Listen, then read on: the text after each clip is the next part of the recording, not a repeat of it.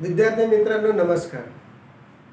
जिल्हा परिषद गोंदिया शिक्षण विभाग प्राथमिक यांच्याकडून आपणासाठी म्हणजे जे विद्यार्थी शिष्यवृत्ती परीक्षेला 8वी आणि 5वीचे विद्यार्थी जे शिष्यवृत्ती परीक्षेला बसणार आहेत एप्रिल महिन्यामध्ये त्यांच्यासाठी हा एक विशेष उपक्रम राबवण्यात येत आहे आणि या उपक्रमाअंतर्गत आपणा सर्वांसाठी मोफत ऑनलाईन क्लासेस जिल्ह्यातून आपल्यापर्यंत पोहोचवण्यात येत आहेत विविध विषयांवर. मग ते मराठी असो की इंग्रजी असो की बुद्धिमत्ता चाचणी असो की गणित असो, 5वा वर्ग आणि 8वा वर्ग दोन्ही वर्गांसाठी.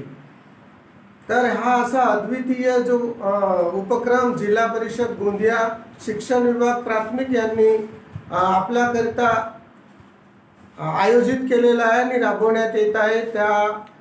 त्यांना ज्या हा उपक्रम आखलेला आहे, तयार केलेला आहे आणि आपल्या मार्फत पोहोचवण्यात येत आहे त्या सगळ्या टीमला माननीय ईओ साहेब, माननीय सीईओ साहेब, त्यांचे सर्व सहकारी आणि जे काही विषय एक्सपर्ट्स आहेत त्या सगळ्यांना एक वेळा आणखी पुन्हा धन्यवाद देतो मी. आणि जी काही टीम आहे ती सगळी टीम सुद्धा धन्यवादाच्या पात्र आहे. आज आपण भरारी 2021 अंतर्गत इयत्ता 8वीच्या इंग्रजी ह्या विषयावर बोलणार आहोत आणि त्या विषयामध्ये मुख्य टॉपिक आहे क्रिएटिव्ह रायटिंग. याच्या अंतर्गत वेगवेगळे सब टॉपिक्स सुद्धा आहेत, परंतु त्याच्यातून आपण फक्त एकच टॉपिक दोन टॉपिक घेतलेला आहे. एक शॉर्ट नोट आहे आणि डायलॉग आहे.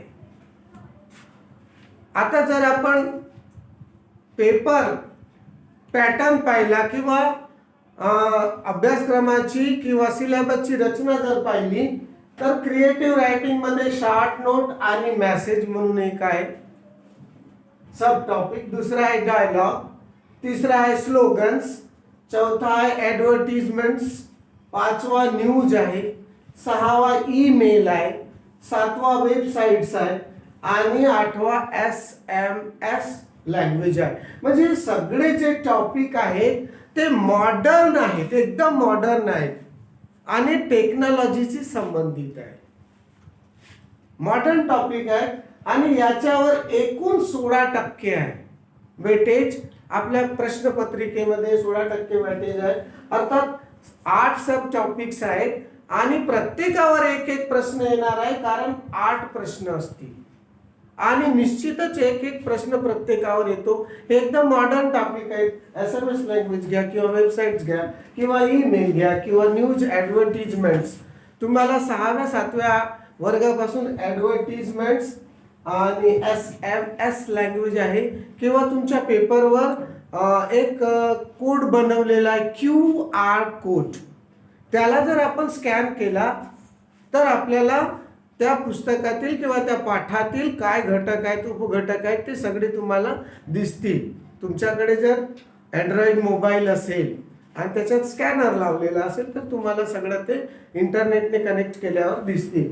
तर आता हीच आहे आणि हा जब ॲडव्हर्टिजमेंटचे आहे. तुम्ही जर TV पाहत असाल तर एक झाला एपिसोडचा एक भाग झाला की नंतर ब्रेक येते आणि ब्रेकच्या नंतर ॲड येते. ॲड कशासाठी येते?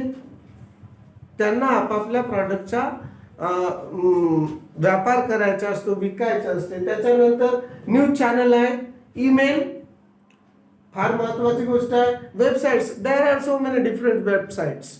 तुम्हाला काय माहिती पाहिजे आहे ती तुम्ही त्या वेबसाईटवर पाहू शकता. वेगवेगळ्या प्रकारच्या वेबसाईट्स तयार आहेत आणि SMS लँग्वेज सगळ्यांना माहीत आहे, शॉर्ट मेसेजिंग सर्व्हिस. तर आज आपण फक्त ह्या 2 गोष्टीवर बोलणार आहोत, शॉर्ट नोट आणि डायलॉग. याच्यावर प्रत्येकी एक प्रश्न विचारण्यात येतो आणि एका प्रश्नाला 2 गुण. तर याला 2 गुण, शॉर्ट नोटला आणि डायलॉगला 2 गुण, म्हणजे असे एकूण 4 गुणांवर आज आपण विचार करणार आहोत. परीक्षेत प्रत्येक वर्षी हा प्रश्न येतो, परंतु त्याचा पॅटर्न हलका चेंज झालेला आहे. आधी साधे प्रश्न यायचे, आता विचार करण्यास प्रवृत्त करणारे प्रश्न येतात. ॲप्लिकेशन बेस्ड क्वेश्चन्स येतात. तर आपण वेगवेगळे प्रश्न सुद्धा त्याच्यावर पाहणार आहोत. तर सगळ्यात पहिला टॉपिक आपण घेतला आहे short note. What do you mean by short note and what are the uses of short notes.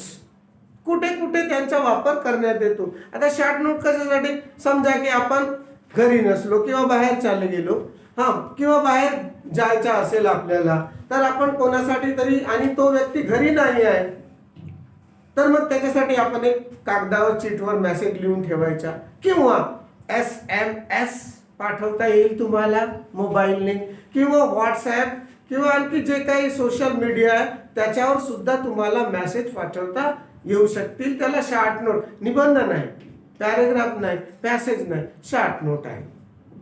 तर अशा शॉर्ट नोट वाचायचा आहे आपल्याला, आणि त्याच्यावर प्रश्न विचारण्यात येतो, आणि त्याच्यावर 4 ऑप्शन्स आहेत. So your reading speed, reading with comprehension and interpretation of that particular short note is very important. तर एक शॉर्ट नोट जर आपण वाचला तर त्याचा अर्थ आपल्याला कळला पाहिजे, आणि अर्थानुसार मग आता तिथे जो प्रश्न दिलेला असेल शॉर्ट नोटवर आधारित 4 ऑप्शन्स आहेत. तुम्हाला जवळजवळचे एकदम जवळ एकदम नियरेस्ट असतात, ते एखाद वेगळा असू शकते. तर आपल्याला त्याचा अर्थ कळला पाहिजे. अर्थ कसा कळेल, जर तुमची शब्दसंपत्ती चांगली असेल तर. आता शब्दसंपत्ती चांगली असेल म्हणजे काय, त्याच्यासाठी तुम्हाला डिक्शनरीचा वापर करावा लागेल. तुमच्या पुस्तकात सुद्धा शब्द आणि त्यांचा अर्थ दिलेला आहे, पुस्तकात सुद्धा दिलेला आहे. If you refer to your book, डाव्या बाजूला किंवा उजव्या एका कॉर्नरमध्ये दिलेला आहे, मार्जिनमध्ये नवीन शब्दांचे अर्थ दिलेले आहेत, ते तुम्हाला माहीत पाहिजे. 6वी 7वी मध्ये शॉर्ट नोटवाला मॅटर आहे, आणि 8वीत फार कमी आहेत याच्यावर. डायलॉग आहे, हा एकदम मॉडर्न नाही आहे, जुनं पॅटर्न आहे, परंतु येथून हे सगळे मॉडर्न टेक्नॉलॉजीशी संबंधित शब्द आणि टॉपिक आहेत, त्याच्यावर आपल्याला वेगवेगळ्या प्रकारे विचार करता येईल. तर आज आपण फक्त 2च शॉर्ट नोट आणि डायलॉगवर बोलणार आहोत. तर शॉर्ट नोट एक छोटासा कागदावर लिहिलेला, चिठोऱ्यावर लिहिलेला एक चिठ्ठी म्हणा, किंवा एक निरोप, त्याला चिठ्ठी किंवा निरोप सुद्धा म्हणू शकता. निरोप टाकलेला आहे, किंवा एका चिठ्ठीवर एखादा लिहिलेला आहे, आज मी 12 वाजे क्लासला जात आहे, किल्ली काकूकडे ठेवलेली आहे. शॉर्ट नोट लिहिला. लॉक असेल तर घराला लॉक केला असेल तर किल्ली समोरच्या काकूकडे ठेवलेली आहे. जर तुम्ही दुसरा जो येणारा व्यक्ती आहे तो तेथे नोट वाचेल लॉकच्या जवळ, आणि तो जाईल काकूला विचारेल, तिच्याकडून किल्ली घेईल, किंवा काकूची येऊन सांगेल, अरे तुमची किल्ली आमच्याकडे ठेवलेली आहे, हे घेऊन जा, आणि दार उघड. तर अशा प्रकारचे मेसेज जर टाकायचे असेल तर त्याला शॉर्ट नोट म्हणतील. ठीक आहे. आता आपण ह्या शॉर्ट नोटवर वेगवेगळ्या प्रकारचे प्रश्न कसे येतात परीक्षेमध्ये ते आपण पाहणार आहोत. Okay, now look at the question. Question number 1, read the following note and choose the correct alternative. This is a note given to you. It is a short note, very short. Dear Akash, I will not be able to blank you at school this morning. I have to attend the meeting at office early morning. Yours, Dad. Dad has written a note to his son Akash, and he mentioned why he is not able to blank. And there are 4 options given to you. Number 1 is pick up, number 2 is dropped, number 3 is drop, and number 4 is take. Now what will you have to do? You have to read the passage. Since this morning, attend the meeting at office early morning. Look at these two words, that is morning and early morning. That you can understand that Akash school is in morning shift, right? And dad is also attending his meeting at office in early morning. So he will not be able to what? Pick up or drop or take. Okay? Pick up उचलणे किंवा आणणे, drop म्हणजे सोडून दिला, drop म्हणजे सोडणे, आणि take म्हणजे बाहेर काढणे किंवा आणणे आणखी पुन्हा. तर आता I will not be able to काय असेल? ड्रॉपच होईल ना. शाळेत मी सोडू शकणार नाही, सकाळची शाळा असल्यामुळे. सकाळच्या शाळेतून तो बाहेर काढणार नाही आहे, म्हणून I will not be able to drop. Third option is correct option. Now look at this two, infinitive. And I will not be able to. Why? What? Drop. Why? Dropped is the past tense, and since it is will and to, able to, that's why drop is the correct verb to be put here in the blank. Take is not possible, drop it is also not possible, and pick up it is not also possible. That is these two, only drop and drop. These two words are near meaning, but drop is not possible since it is in past tense, and there is will, and it will not be justified with dropped. Right? Now we will move to the second question. Okay? Now question number 2. The same. Read the following note and choose the correct alternative. It is a short note written to mom by Raju. What he has written in his short note? You and Papa are blank blank blank to attend the prize distribution ceremony at 10 a.m. sharp. I have got the first prize in drawing. Yours, Raju. Raju has written this short note to his mom, and he is calling his mom and Papa also. So there are 4 options given to you: inviting, invited, invite, and called. What do you think about this note? You and Papa are. So you will guess that if there is a ing form, you may guess. So I am going ing form. But look at the structure of this sentence. The structure of this sentence is in passive form. That's why invited is the correct option. You are invited. Invited by whom? By the school authorities. आपणास आमंत्रित केले गेले आहे. Invite होणारच नाही. You R invite जमणार नाही. Call telephone केलेला नाही आहे म्हणून होणार नाही. इन्व्हाइटिंग हा जरी आर इथे असला तरी पण इथे आयएनजी फॉर्म याच्यासाठी वापरण्यात येणार नाही, कारण हा जो सेंटेन्स आहे तो पॅसिव्ह फॉर्म मध्ये आहे. म्हणून फक्त इन्व्हाइटेड हा जो ऑप्शन आहे हाच अगदी योग्य आहे. आता आपण तिसऱ्या एका प्रश्नाकडे वळूया. Okay dear friends, now look at the third question. Here is a note given by a parent to the class teacher. Choose 2 correct alternatives. to complete the note. Now read the note to the class teacher, standard 8. Vishwajit Kadam studying in your class is not able to attend school. Blank, blank, blank. He has been suffering from fever since Thursday. Right? And there are 4 options given to you: because, and because, as, and so.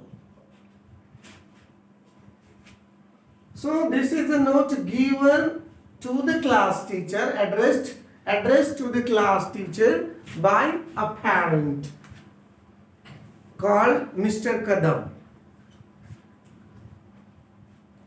So first of all, read the chit or note or chitti or niro and guess the meaning. Try to understand the meaning of that note and apply according to your judgment.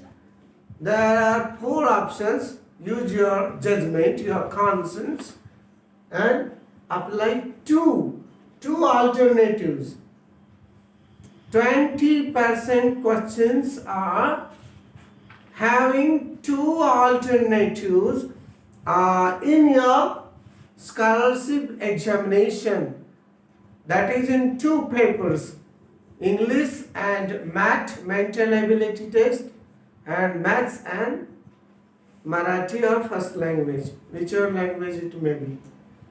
So Vishwajeet Kadam हा तुमच्या वर्गात या आपके class में पढ़ रहा है और वो अभी स्कूल नहीं आ सकता। बिकॉज है कि एज है कि सो है, he has been suffering from fever since Thursday. क्या मीनिंग लगा सकते हैं हम? बिकॉज हो सकता है, या एज हो सकता है, या सो और बिकॉज होगा। ये तो SMS की लैंग्वेज होने की वजह से ये पहले ही कट हो जाएगा। हम अभी SMS नहीं पढ़ रहे हैं। इसने यहाँ कोई भी ऐसा फॉर्म नहीं है कि SMS वाले या शॉर्ट मैसेजिंग सर्विस में ऐसा लिखा हुआ है। ऐसा है क्या? नहीं है। इसलिए ये तो पहले ही कट हो जाएगा। 50% अभी अब बच गए अपने पास 25% गया, अब बचे 70%। अब देखिए इसके मीनिंग्स और इसमें फिट क्या बैठता है। बिकॉज का मतलब क्या है? क्योंकि,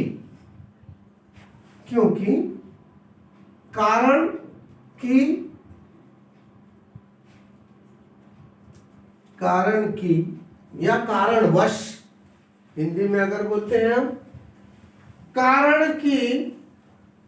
कारण यह है कि वह सफरिंग फ्रॉम थर्सडे से उसको कंटिन्यूअसली बुखार आ रहा है, अभी भी आ रहा है। ही हैज बीन सफरिंग, अभी भी आ रहा है।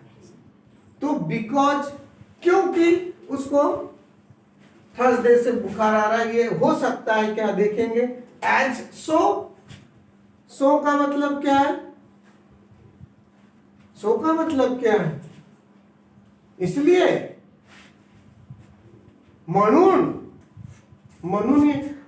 He has been suffering from आई का नहीं, ये भी कैंसिल हो जाएगा और बच गया है अब सिर्फ एज। एज का मतलब है चूंकि, अगर हम हिंदी में बोलते हैं, चूंकि वह थर्सडे से बुखार से पीड़ित है इसलिए वह नहीं आ सकता। इसलिए बिकॉज और एज, आपको शब्दों के मीनिंग भी होना, यानी उसका एक ही मीनिंग नहीं है। हाँ, देयर आर 2 करेक्ट ऑप्शंस। तो बिकॉज और एज, ये तो पहले ही खत्म हो गया, दूसरा अपने मीनिंग के कारण खत्म हो गया। हाँ, अब ये 2 ही बचे हैं, तो बस ये 2 ही बचे हैं, हो गया। यही है करेक्ट ऑप्शन। तो यानी 50-50 कैसे कैंसिल करना चाहिए, 50% आंसर कैसे अपने आप कैंसिल होते हैं, यह आपको मैथ्स में भी दिखाई देगा, मराठी में दिखाई देगा और यहाँ भी है, यहाँ तो एकदम neck to neck meaning, nearest meaning दिया हुआ रहता है। तो शब्दों के अर्थ अलग अलग होते हैं। एक तो डिक्शनरी मीनिंग होगा और एक कॉन्टेक्चुअल मीनिंग। एक ही शब्द का डिक्शनरी में मीनिंग अलग हो सकता है और जब हम उसको एक सेंटेंस में यूज करते हैं तब उसका मीनिंग अलग हो सकता है। हाँ, पिकअप वैन भी बोलते हैं, अभी पीछे एक वर्ड गया पिकअप, है ना, पिकअप वैन। तो इसलिए यहाँ पे ये दो ही शब्द है, इनका मीनिंग है। और ये क्यों होंगे? कारण यहाँ इसके अर्थ के इंटरप्रिटेशन के कारण ये दो आएंगे। ठीक है, ओके।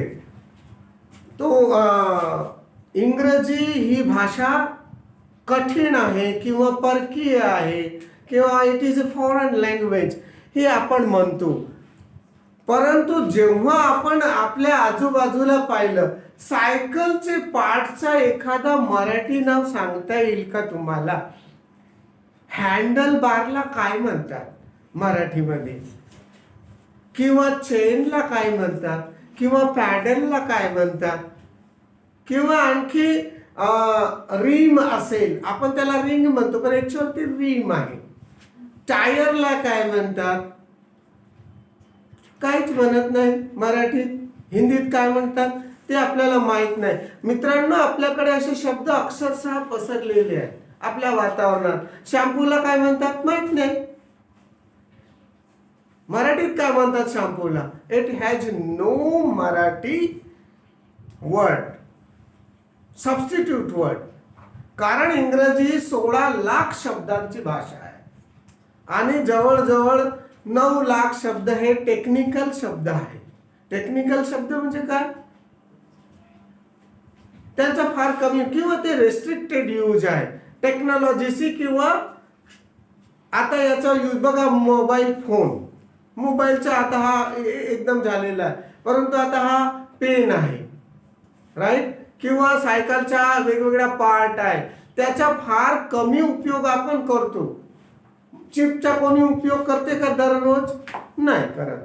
मोबाईलमध्ये ते वेगवेगळ्या प्रकारचे चिप असेल किंवा ते स्पीकर असेल किंवा आपण याचा दररोज उपयोग करत नाही. किंवा टेक्निकल वर्ड्स जे सब सिरिंज आहे किंवा मेडिकल टर्मिनॉलॉजी आहे किंवा टेक्निकल इंजिनियर लोकांची टर्मिनॉलॉजी आहे किंवा यांनी MBA केलेलं आहे यांची टर्मिनॉलॉजी वेगळी आहे त्याचा, किंवा इकॉनॉमिक्सची टर्मिनॉलॉजी वेगळी आहे. याचा उपयोग आपण दररोज करत नाही आणि व्यावहारिक भाषेत व्यवहारात त्याचा उपयोग येतच नाही, व्यवहारात उपयोग येत नाही. म्हणून आपल्याला जर शब्दसंपत्ती आपली चांगली असेल आणि आपला ग्रामर जर मजबूत असेल तर आपण इंग्रजी बोलू शकतो. तुम्हाला काय वाटते, किती शब्द आले पाहिजे?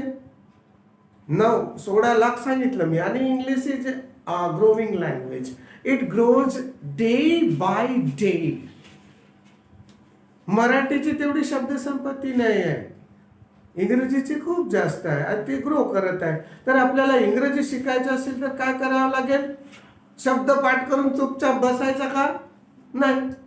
आता बघा, आपण एक शब्द घेतला, आपल्या डोक्यापासून सुरुवात केली. आपण डोक्यावर काय घालतात? कॅप घालतात, बरोबर आहे. सरांच्या डोक्यावर कॅप आहे. मग आता कॅप हा शब्द सगळे आता कॉमन झालेला आहे, हा शब्द युनिव्हर्सल झालेला आहे, सगळे म्हणतात कॅप. म्हातारी असेल 60 वर्षाची तेही कॅप म्हणते, आता टोपी म्हणत नाही कोणी. मग आता कॅप, कॅप पासून बनवा, फ्रेज बनवा, मग सेंटेन्स बनवा, मग क्वेश्चन बनवा. त्याचे 4 टाईपचे सेंटेन्स आपण पाहिले होते मागच्या ह्याच्यामध्ये. तर ते तसे sentence, my cap, your cap, green cap, orange cap. पहा आता चाललंय ते बनत. This is my cap, your cap is very attractive. असे बनवत चला. Is this your cap? No, it's not mine. असं सुद्धा आता संवाद बघा. तर जर आपण छोटे छोटे वाक्य घेतलं कॅपवरच पाहिलं आपण तर अशा प्रकारे भाषा वृद्धिंगत होते. आणि जोपर्यंत तुम्ही बोलणार नाही तुमच्याकडे हजारो शब्द असतील, लाखो शब्द असतील, त्याला काही अर्थ नाही. तुम्ही त्याचा उपयोग कसे करता याच्यावर हेच इम्पॉर्टंट आहे. आणि एक गोष्ट आणखी महत्वाची आहे, टाइम. सगळ्यांकडे तेवढाच आहे. मग ते बराक ओबामा असो, किंवा पंतप्रधान मोदी साहेब असो, किंवा मुख्यमंत्री साहेब असो, किंवा तुम्ही असा, किंवा आणखी रशियाचे राष्ट्रपती असो, किंवा कोणी असो, सगळ्यांकडे बिलकुल 24 तास आहे. आणि त्या टाइमचा वापर तुम्ही कसे करता याच्यावर डिपेंड आहे की तुम्हाला कुठे जायचं आहे. तर तुम्ही ठरवा, आता ठरवा तुम्हाला कुठे जायचं आहे ते. मला तिथे जायचं आहे, तर मला तिथे जाण्यासाठी काय करावं लागेल. आता आपण कुठे आहोत, दररोज स्वतःला तपासा. Just check yourself every day, every time, every second, and you will be what you want to be.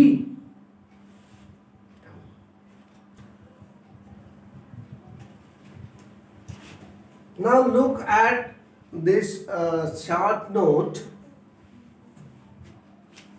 Dear mother, I have gone out to buy some books. My friend Rita will come to stay with us. Please cook some blank food. Okay.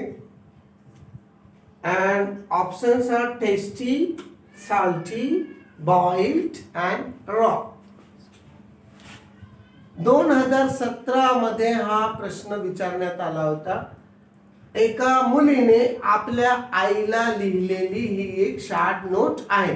कारण तिची आई घरी नव्हती आणि तिला पुस्तकं घ्यायला जायचं होतं तर ती गेली दुकानात स्टेशनरीच्या, आणि तिची मैत्रीण तिथे भेटली असेल, आणि ती त्यांच्यासोबत आज थांबणार होती. रीता नावाची मैत्रीण. याचा सरळ अर्थ असा आहे, तर कृपया ब्लँक जेवण तयार कर.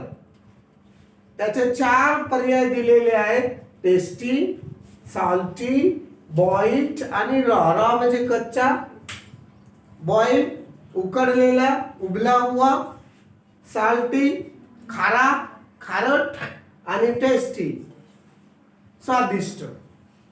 अर्थावरूनच कळते आपल्याला की आपल्याला टेस्टी जेवण पाहिजे म्हणून. कोणाला खारट आवडत असेल तर खारट खा, मात्र टेस्टी जेवण बनवायचे आहे, हा त्याचा अर्थ आहे. साल्टी म्हणजे जाणून बुजून कोणी साल्टी जेवण तयार करत नाही. बॉइल्ड जेवण तर नाहीच नाही. बॉइल्ड एग्स, बॉइल्ड पटेटोज असं म्हणू शकतो आपण जर तिथे असेल तर. आणि रॉ फूड नाही, कारण ती कुक करायला सांगत आहे. तर होऊ शकते काही लोकांचा अंदाज असा होईल की रॉ वाला फूड आहे, कुक करा, है ना, कच्चा आहे, कच्चा मटेरियल आहे, किंवा ते काय आहे त्याला कुक करा, पण नाही आहे. फक्त टेस्टी हाच एक ऑप्शन आहे अर्थाच्या नुसार. याच्यानंतर आपण 2020 मध्ये आलेल्या एका प्रश्नाकडे जाणार आहोत, आणि तो वेगळा एकदम डिफरंट आहे. 2020 मध्ये जी स्कॉलरशिपची परीक्षा झालेली होती त्याच्यामध्ये एक प्रश्न आलेला होता, आणि तो आपण पाहणार आहोत. What is the mood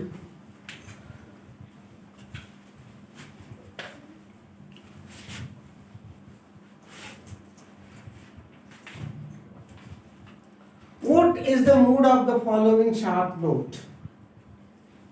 What is the mood of the following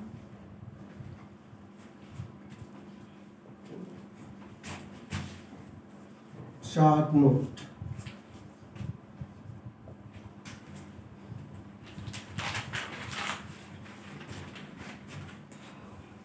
I'm always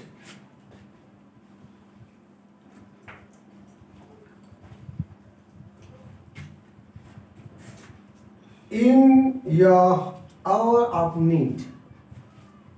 In your hour of need. May his May his or her soul rest in peace. Words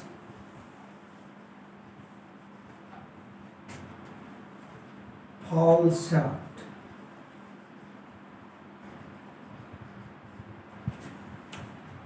to express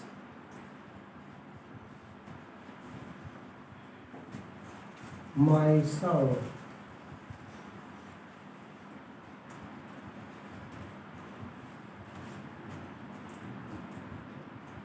Number one,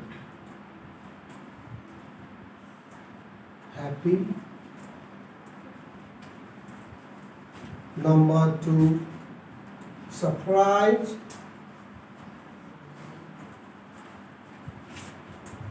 Number three, sad.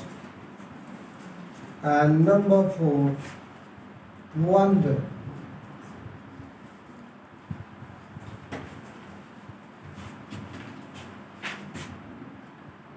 So look at the question. It was asked in the scholarship examination conducted by the Government of Maharashtra for Standard 8 शासकीय परीक्षा मंडळ पुणे यांच्याकडून आयोजित 8व्या वर्गाच्या scholarship परीक्षेमध्ये हा वेगळा असा प्रश्न आलेला होता शॉर्ट नोटवर. याच्या आधीचे शॉर्ट नोट पाहिले. आता यावर्षी कसं आहे सांगता येत नाही, कारण दरवर्षी जास्तीत जास्त विद्यार्थ्यांना म्हणजे कमीत कमी विद्यार्थी एकदम क्रीम लेवलचे काढण्यासाठी ते बदलवत असतात पेपरचा पॅटर्न किंवा प्रश्नांचा स्तर आणखी उंचावतात. तर आता हा एक आहे mood. What do you mean bye mood? What is the mood off the following short note? याचा काय आहे मूड ते पाहायचं आहे. मेरा मूड खराब है असे म्हणतात पुष्कळ वेळा. मेरा मूड आज अपसेट है असेही म्हणतात. मूड म्हणजे काय ऍक्च्युअल? आता त्याची कल्पना तुम्हाला आली असेल. तर बघा, I am always in your hour of need. May he or her soul rest in peace. Words fall short to express my sorrow. हा काय एखादा व्यक्ती डिमाइज किंवा मरण पावलेला असेल त्याच्याबद्दलचा हा एक शॉर्ट नोट आहे. हे पाहिल्यावरच समजते तुम्हाला. मे his or her soul rest in peace. त्याच्या आत्म्याला शांती मिळो किंवा तिच्या आत्म्याला शांती मिळो. Words fall of short to express my sorrow. माझे दुःख मला जे काय झालेले आहे अंतःकरणातून ते मी शब्दात व्यक्त करू शकत नाही. शब्द अपुरे पडतात. मग आता याचा मूड काय असेल? हॅपी आहे का? नाही. आनंदी तर नाहीच नाही. आश्चर्य होत आहे का? सरप्राईज आहे का? नाहीच नाही. सरप्राईज नाही. वंडर सुद्धा नाही. हे नियरेस्ट मिनिंगचे शब्द आहे. पण आता उरलेला काय आहे? सॅड. तर याचा मूड काय आहे? सॅड आहे. कारण तो एखादा व्यक्ती मरण पावलेला आहे आणि त्याच्यावर आपल्याला हा एक नोट लिहून ठेवलेला आहे. तर जोपर्यंत तुम्हाला त्या शब्दांचा अर्थ कळणार नाही, सोल आहे, रेस्ट इन पीस आहे, you always in hour of need, मदतीत नेहमीच होतो मी. सॉरो हा इम्पॉर्टंट शब्द जर येथे मार्क करायचा असेल तर सॉरो. सॉरो म्हणजे काय? दुःख. तर मग याचा डायरेक्ट संबंध सॅडनेस येत आहे. म्हणून अशा प्रकारची शॉर्ट नोट दिलेली होती. एका वर्षी सोल्जर्सवर थँक गिव्हिंगची नोट दिलेली होती. तर वेगवेगळ्या प्रकारच्या पॅटर्न आता ते बदलवत आहेत. नोट्स तीच असणार आहे, परंतु त्यांचा स्तर वाढलेला असेल किंवा वेगळा. तुम्ही ऍक्च्युअल काय त्याच्यातून शिकताय, तुमची शब्दसंपत्ती कशी आहे याच्यावर डिपेंड आहे. ओके, एक टॉपिक आपण संपवलेला आहे शॉर्ट नोट. आणि आता तुम्ही जे काही पुस्तक वाचत असाल किंवा ज्या काही संदर्भ पुस्तकं तुम्ही यूज करत असाल किंवा जी पुस्तक तुम्ही त्याच्यावरून प्रश्न सोडवत असाल त्या पुस्तकाचा वापर करा. आणि शॉर्ट नोट्स हा 2 गुणांचा प्रश्न आहे. जर तुम्ही त्याला चांगल्या प्रकारे वाचला आणि समजला तर तुम्हाला 2 गुण. एकच प्रश्न आहे, 2 गुण अवश्य मिळतील. आता दुसरा आहे डायलॉग. डायलॉग म्हणजे 2 लोकांमधील संवाद. बरोबर आहे ना डायलॉग. अच्छा,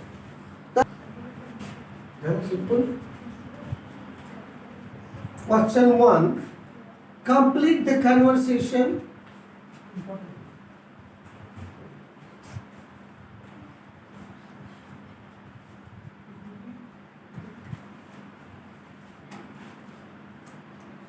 By choosing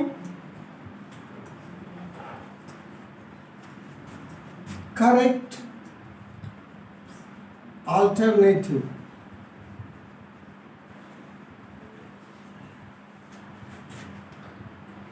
Kajal said,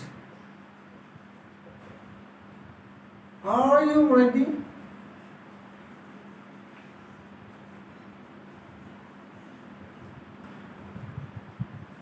Veena said, "No, I am blank my big blue sharpener."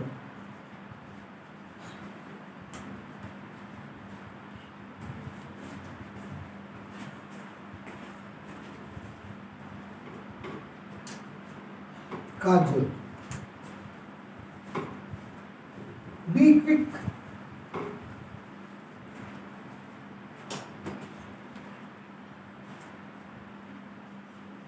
Options. Look at number 2, looking at. Number 3, looking for.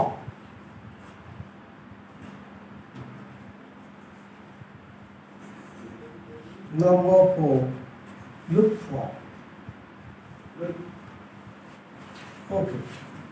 So there is a piece of conversation given to you and complete the conversation by choosing correct alternative. Kajal said, "Are you ready?" Veena said, "No, I am blank blank blank my big blue sharpener." Kajal said, "Be quick." Only 3-line conversation or dialogue. So options are given here. Look at, looking at, looking for and look for. I am. Now look at the sentence. I am. She was busy. Are you ready? काजलने विचारलं तू तयार आहेस का? वीणा म्हणाली नाही. मी माझा मोठा निळ्या रंगाचा शार्पनर रिकामी जागा करत आहे. आता काय करत आहे ते पाहू. आणि काजल म्हणाली, अरे घाई कर घाई कर. काय करत आहे? Look at. लुक ॲट म्हणजे च्याकडे पाहणे. च्याकडे पाहणे. लुकिंग ॲट च्याकडे पाहत आहे.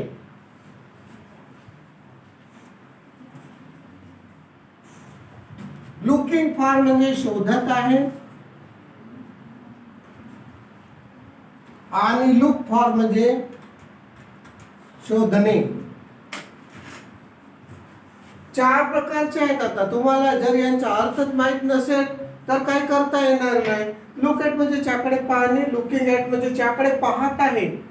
आता ती त्या ब्लू शार्पनर कडे पाहत आहे का अशी टक लावून, म्हणून ती येणार नाही का? नाही. ती तिच्या ब्लू शार्पनर कुठेतरी शाळेची वेळ झालेली आहे याच्यावरून आपल्याला असा अंदाज बांधता येईल की शाळेची वेळ झालेली आहे. काजल वीणाच्या घरी गेलेली आहे. विद्याला ती म्हणाली आहे की तू तयार झालीस का? नाही तर ती म्हणाली मी माझ्या शार्पनर शोधत आहे. I am looking for. Am असल्यामुळे मग लुकिंग फॉर येईल. आय एम लुकिंग फॉर का काही कारण ते एम आहे. She is looking for. ती सध्या शोधतच आहे. क्रिया सुरू आहे. दोन्हीचे बोलणे सुरू आहे, तिची क्रियाही सुरू आहे. बी क्विक, तरी मधात ती अरे घाई कर, आपल्याला शाळेला जायला किंवा ऑफिसला, जनरली शाळेला जायला वेळ होत आहे. लुक फॉर नाही होणार, टू लुक फॉर. येथे जर टू राहिला असता तर to look for. Okay, now second question.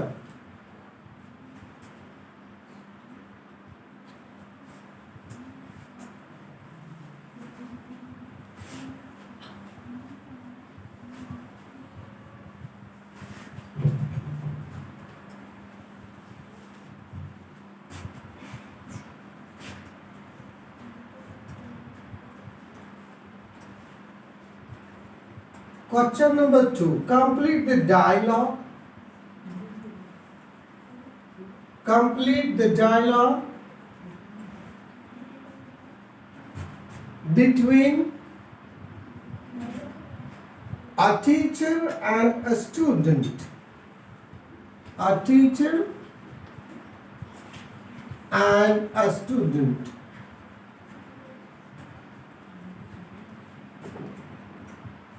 Dipti said, "Are you angry, blank us, madam?"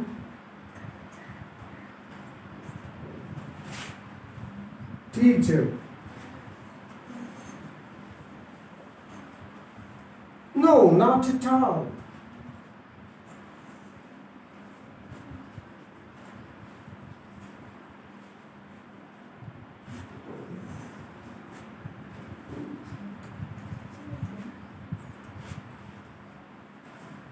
Options are on, number 2 with, number 3 upon, and number 4 over.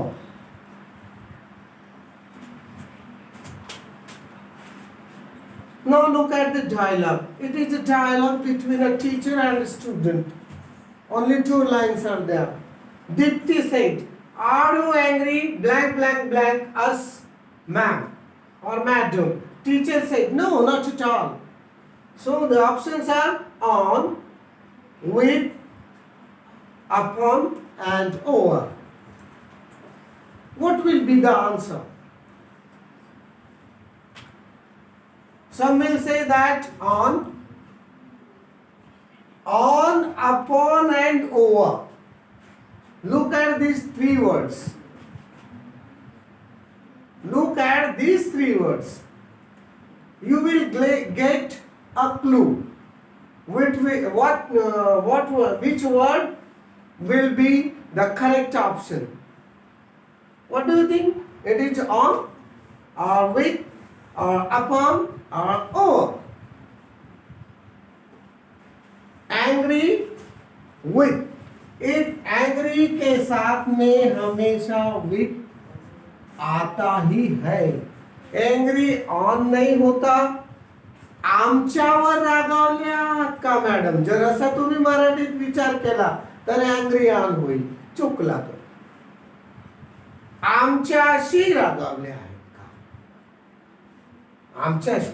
हा upon सुद्धा येणार नाही आणि ओव्हर सुद्धा येणार नाही. हे समान अर्थाचे, जवळ जवळपास समान अर्थाचे, थोड्या थोड्या फरकाने आलेले आहेत. आणि अँग्री विथ, नेहमी अँग्रीच्या सोबत जर are you angry with me, are you angry on with me, असं are you angry on me असा वाक्प्रचार कर, म्हणजे वाक्यात बोलत नाही कधीच किंवा लिहित सुद्धा नाही. आता ते कोणत्या सोबत काय येते ते एक, तुम्ही जर ग्रामरचं चांगलं पुस्तक वाचला किंवा जर तुम्ही नेहमी पुस्तक वाचत असला तर तुमच्या नजरेखालून असे शब्द आणि अशा वाक्यरचना जातील. म्हणून पुस्तक वाचणे अत्यंत आवश्यक आहे. नुसता पाठांतर करणे किंवा नुसता पेपर सोडवण्यापुरता पुस्तक वाचणे गरजेचं नाही, तर ते तुम्हाला काय आत्मसात करणे अत्यंत आवश्यक आहे. जोपर्यंत तुम्ही ते आत्मसात करणार नाही तोपर्यंत तुम्हाला चांगली इंग्रजी बोलता येत नाही. आता एक आहे दोन करेक्ट ऑप्शन्स निवडायचे आहेत. Choose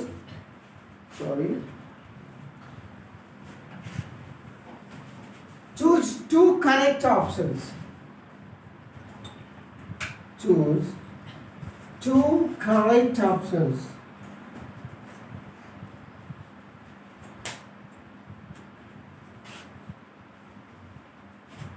Kirti said,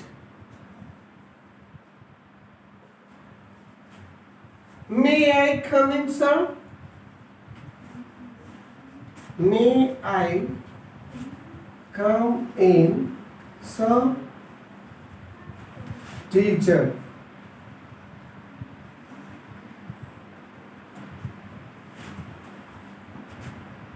don't you think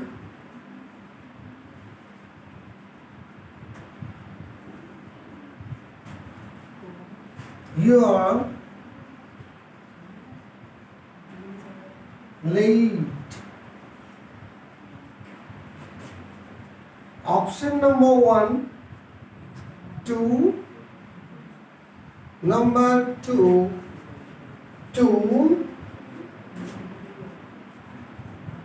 number 3, 2, and number 4, always.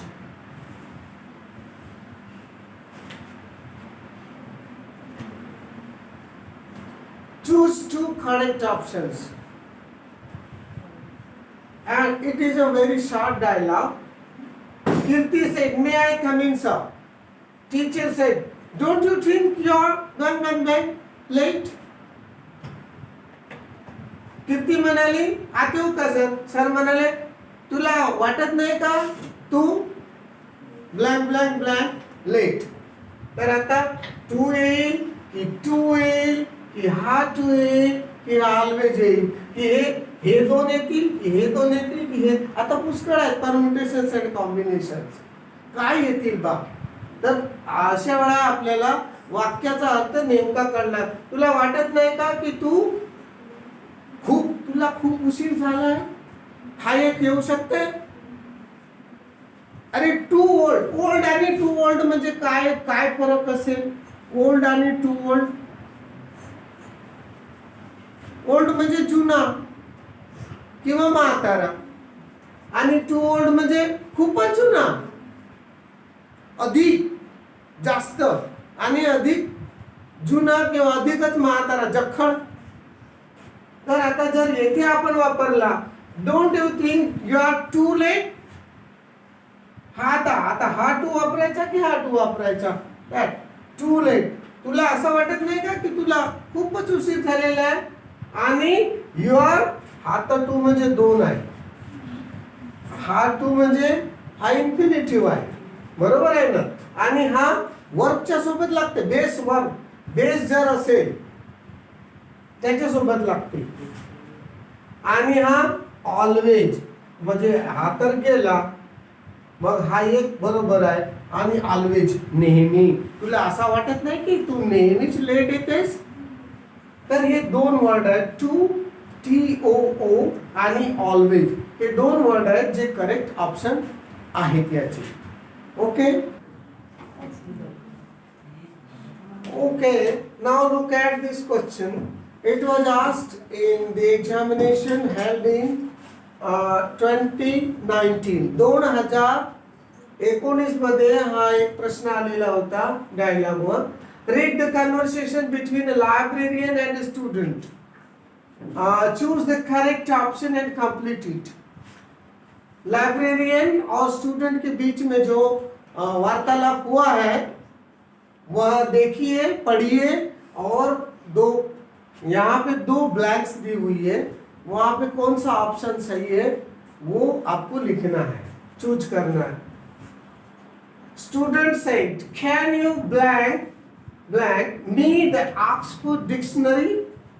Librarian sed, sorry it's blank to someone.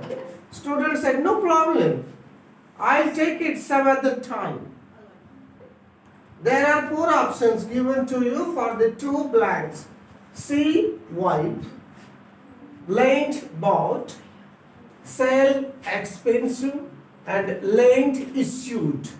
आता प्रत्येकाचा अर्थ आपल्याला कळला पाहिजे. सगळ्यात आधी बघा, जो क्वेश्चन आपको दिया हुआ है वो पढ़ने के लिए लगा रहा है. ये क्वेश्चन में अपने को क्या चाहिए, सिर्फ 2 ऑप्शन कंप्लीट करना है, लेकिन ये इतना सारा पढ़ने के लिए भी लगा रहे हैं वो स्टूडेंट और लाइब्रेरियन के. अरे ऑलरेडी दिख ही रहा है ये कौन कौन बोल रहे करके, लेकिन आपका टाइम कंज्यूम करने के लिए इस टाइप की भी पैटर्न पेपर में दे रहे हैं, ताकि आपका ज्यादा से ज्यादा समय वेस्ट हो जाए. आप कितना क्विकली कर सकते हैं, आपकी रीडिंग स्पीड क्या है. तो आपको 72 सेकेंड ही मिले हैं एक क्वेश्चन के लिए, और उसमें भी इंग्लिश है और मेंटल एबिलिटी टेस्ट है. तो मेंटल एबिलिटी टेस्ट को ज़्यादा समय लगता है और इसको थोड़ा कम लगेगा यदि आपकी पकड़ अच्छी होगी इंग्लिश पे. कैन यू, अब क्या है, सी एंड वाई नहीं, क्यों, देखना और पूछना नहीं हो सकता. लेन, उधार देना और खरीदना, यहाँ ठीक है. कैन यू लेंड मी, मुझे उधार देंगे क्या आप. लेंडिंग लाइब्रेरी करके आपके स्कूल या कॉलेज में जो भी होगा जहां आप पढ़ते होंगे, लेंडिंग लाइब्रेरी, लाइब्रेरी स्टूडेंट को बुक्स इश्यू कराती है. सॉरी मैंने तो आंसर भी बता दिया. Okay, it doesn't matter. Lending library, तो एक शब्द तो पक्का है कि यहाँ पे लेंट आएगा, लेकिन अब उधार लेना और फिर अपने वापस करनी पड़ती है बुक, उधार लेके वापस करनी पड़ती है. कार्ड होता है लाइब्रेरी का. ओके, तो यहाँ तो एक शब्द पक्का है, लेंट आ गया. Sorry it's bought to someone होगा क्या, किसी को तो भी खरीद दी, ऐसा नहीं होगा. फिर sell and expend, can you sell me, library में बुक सेल नहीं की जाती, इसलिए ये ऑप्शन तो गलत ही है. ये भी देखना भी, कैन यू सी मी नहीं, शो मी हो सकता है लेकिन सी मी नहीं होगा, और वाई पहुंचना नहीं होगा, इसलिए ये भी ऑप्शन गलत है. इसलिए लेंट और इशू, ये दो ही लाइब्रेरी से रिलेटेड वर्ड्स. यदि आप लाइब्रेरी से रिलेटेड वर्ड्स देखना चाहेंगे तो लेंट एंड इशूड किसी को तो भी दी गई है. तो ये दो ही, एक ऐसा फोर्थ जो है वो ही है, एक ही ऑप्शन है जो यहाँ पे लेंट आएगा और यहाँ पे इशूड आएगा. इस प्रकार यदि आप देखना चाहते हैं कि डायलॉग में क्या क्या परिवर्तन आ रहा है, तो अभी ये आपका टाइम कंज्यूम करने के लिए एक ए सेंटेंस ज़्यादा बड़ा दिया गया है, जबकि यहाँ पे दिया हुआ है. ठीक है, तो आपका टाइम भी जाएगा. इसलिए यहाँ पे सबसे पहले लाइब्रेरी से रिलेटेड वर्ड्स क्या क्या है, तो वो अपन यदि याद कर लें या अपने को याद हो या हमें पता हो तो it is very easy. Fourth option एकदम पक्का सही ऑप्शन है.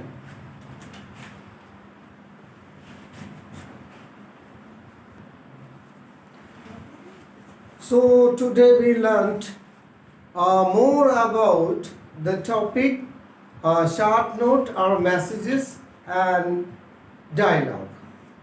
There are only 2 questions asked in the paper, and each question carries 2 marks. That is, you will get 4 marks. Clear? So I tried my best to give you various examples on dialogue and short note. Now it's your turn. Each and everything, the expert standing here will not explain you each and everything. You will have to do something at your home, at your leisure time. So again, I request you that you must do your studies at your home and must consult to your teachers who are teaching the respective subject or the concerning subject. If you are have any problem, if you have any problem in English, just consult to your English teacher, right? if you have any problem in mental ability test or mathematics or Marathi or Hindi, please approach the concerning teacher. So your approach to the teacher is very important, and your study, your own study, self study is very important. Okay? So once I thank to the Jilla Parishad Gondia, especially the Education Department Primary, for conducting online classes for the students who are going to appear the scholarship examination for standard 5th and 8th, which is scheduled in month of April. Tentative dates, I don't know the dates, but I request you all, the teachers, the students, the parents, and you also, and the persons around you, that they should motivate you to study. Remember, the moment which is lost forever. गमावलेला प्रत्येक क्षण हा नेहमीसाठी तुम्ही गमावलेला आहे, ही गोष्ट लक्षात घ्या. आपने खोया हुआ हर एक पल को हमेशा के लिए अपनी जिंदगी में खो दिया है, इसलिए समय के महत्व को समझो. जिला परिषद गोंदिया शिक्षण विभाग ने आपके लिए जो इतना अच्छा उपक्रम चालू किया है, कई एक्सपर्ट लोगों ने इसके पहले आपको गाइडेंस किया है, आप उनके गाइडेंस को तवज्जो दीजिए और अपने खुद की पढ़ाई कीजिए, और कोई प्रॉब्लम आता है अपने टीचर से कंसल्ट कीजिए. मैं फिर से एक बार आप सबकी ओर से जिला परिषद गोंदिया शिक्षण विभाग को धन्यवाद देना चाहता हूँ. उसी प्रकार यह क्लास कंडक्ट करने के लिए मुझे सम्माननीय शरणागत सर और उनके सुपुत्र श्री रोहित शरणागत सर, इन्होंने काफ़ी मदद की है. उन्होंने इतना इंफ्रास्ट्रक्चर और जो कुछ सुविधा है वो उपलब्ध किए, उनके लिए मैं तहे दिल से शुक्रगुजार हुआ आप सबका. Thank you. We will meet again. Bye. Till then take care.